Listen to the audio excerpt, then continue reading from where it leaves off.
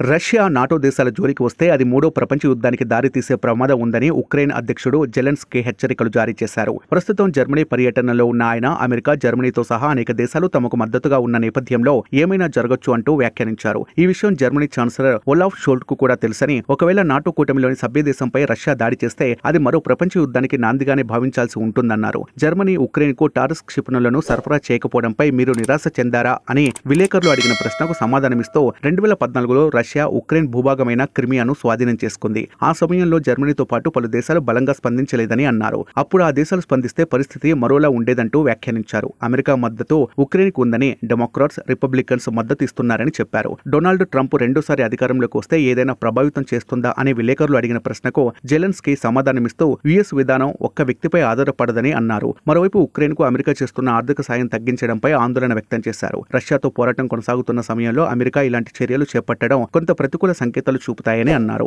ఇతర ఐరోపా దేశాలతో కలిసి ఇప్పుడు జర్మనీ పెద్ద ఎత్తున నిధులను సమీకరించే ప్రయత్నం చేయాలని ఉక్రెయిన్ అధ్యక్షుడు జెలెన్స్కీ కోరారు.